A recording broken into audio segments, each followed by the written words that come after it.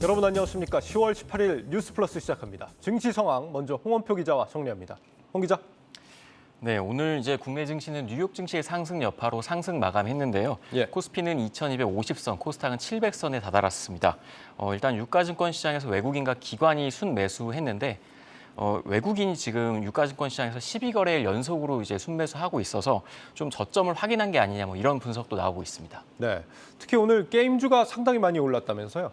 그렇습니다. 게임주가 정말 모처럼 올랐는데 사실 게임주는 최근에 이제 장이 안 좋을 때 이 성장주 대표적으로 많이 빠진 종목이었습니다. 그래서 고점 대비해서 한 4분의 1 수준으로 주가가 떨어져 있었는데요.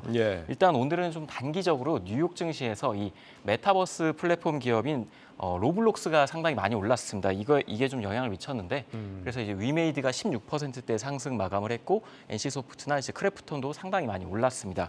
하지만 여전히 좀 증권가에서는 이 게임주에 대해서는 연말까지 좀 부정적으로 좀 보는 시각이 많기 때문에 투자에는 좀 참고하셔야겠습니다.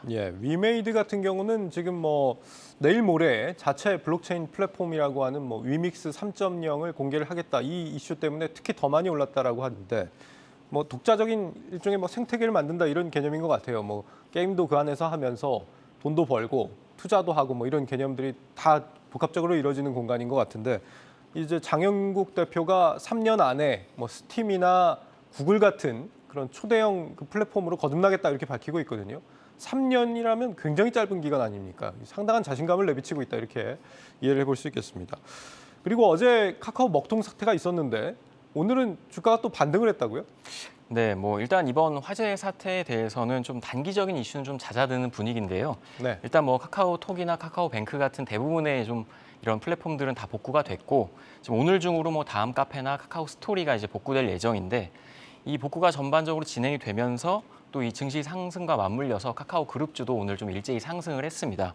일단 카카오는 한 2%대 상승을 했고 카카오페이와 카카오 게임즈도 한 5% 가까이 상승을 했는데 다만 정치권에서는 이번 이슈를 좀 확대하고 있는 상황입니다.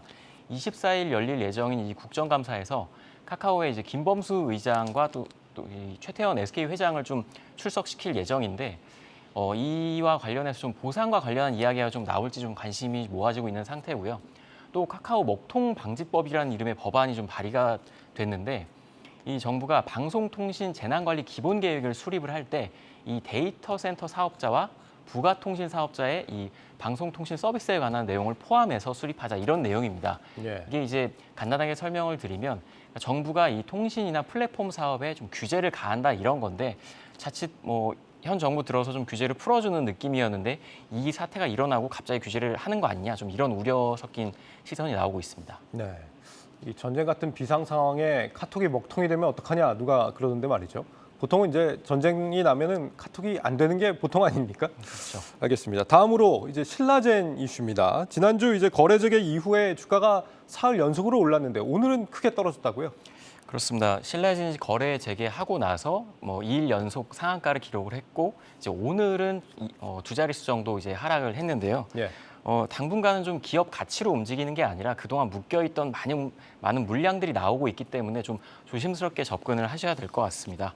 이런 가운데 신라젠이 이 스위스 제약사와 이 신약 후보 물질 인수 계약을 좀 앞두고 있다 이런 소식이 전해졌는데요. 이달 중에 이제 스위스 현지를 방문할 계획인데 신라젠이 스위스 제약사인 이제 바실리아로부터 신약 후보 물질을 이제 인수하기로 했습니다. 이 후보 물질은 미국 식품의약국으로부터 이 전이성 고형암 관련한 임상 1상 허가를 받은 상황이고요. 또 우리나라에서는 5대 병원에서 임상을 진행할 예정입니다. 일단 이번 회의에서 신라젠이 이번 이제 약물 개발의 전반적인 정보 그리고 세부 기술에 대한 인수인계가 이뤄질 것으로 보이고 이 작업을 좀 마무리를 할 건데 이 마무리가 되면 이 연구 개발 현황 그리고 미래 계획을 설명하는 자리를 마련하겠다 이렇게 신라젠 측이 밝혔습니다. 특별히 악재가 있거나 그런 상황은 아니다 이런 거네요. 그렇습니다. 신라젠은 현재 이제 투자주의 종목으로 지정이 돼 있죠. 보통 이제 투자주의 종목은 소수가 거래를 하는데도 주가가 크게 급등락을 한다든지 불공정 거래의 어떤 개연성이 있는 경우에 지정이 되는 경우가 많습니다. 그리고 오늘 중국의 이제 3분기 GDP가 발표가 될 예정이었는데 별다른 이유 없이 갑자기 예고 없이 연기가 됐어요. 그렇죠? 그렇습니다. 수치가 안 좋아서 공개를 좀 꺼린다 이런 해석이 나온다고요? 네, 일단 뭐 오늘 오전 10시에 발표할 예정이었는데 중국이 어떠한 설명도 없이 3분기 GDP를 이제 발표하지 않겠다 이렇게 밝혔습니다. 네. 뭐 이거 관련해서 외신들은 일단 뭐 GDP가 너무 안 좋게 나온 거 아니냐 이렇게 해석을 하고 있는데요. 일단 중국이 지난 16일 공산당 20차 당대회를 진행 중입니다. 이번 당대회에서는 시진핑 주석의 3연임 결정될 예정인데 3분기 경제 지표가 이제 안 좋게 나오면 이 당대회 분위기가 가라앉을 거다 이런 분석이 나와 있기 때문입니다. 그래서 얼마 정도로 예상이 되고 있습니까? 일단 뭐 한 1% 정도로 이제 예상을 하고 있는데요. 일단 중국의 올해 경제 성장률 목표가 이제 5.5%였는데 1분기에 4.8%였고 2분기에 이제 고작 0.4% 성장에 그쳤습니다. 그래서 네. 이와 좀 비슷한 수치가 아니겠느냐 이렇게 좀 해석하는 분위기도 이제 있습니다. 그렇군요. 2017년 당대회 때는 GDP 발표를 그냥 했다고 하더라고요.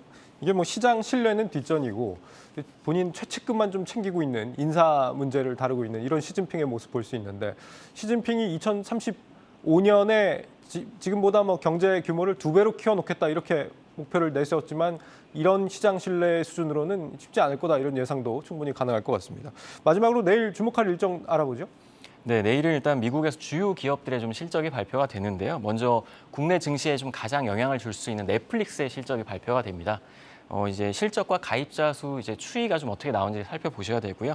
또 투자은행인 골드만삭스 그리고 헬스케어의 존슨앤존슨, 항공에서 유나이티드 항공이 이제 다 우리나라에서도 이 각 섹터별로 좀 영향을 줄 수 있기 때문에 투자에 참고하셔야겠습니다. 네, 여기까지 듣겠습니다. 증시 프리즘 홍원표 기자였습니다.